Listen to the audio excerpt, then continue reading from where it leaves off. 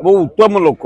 ମୋର ତାଙ୍କର ସହିତ ପରିଚୟ ହୁଏ 50 ବର୍ଷ ତଳେ ହରେକୃଷ୍ଣ ମହତାଙ୍କ ଏକାମ୍ର ନିବାସରେ।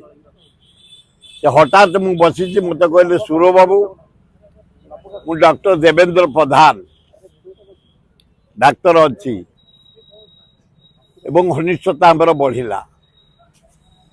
ସେ ଯେତେବେଳେ ଆସନ୍ତି ଏକାମ୍ର ନିବାସ ମୋର ସାକ୍ଷାତ ହୁଏ, ବନ୍ଧୁତ୍ୱ ବଢ଼ି ବଢ଼ି ଚାଲିଲା।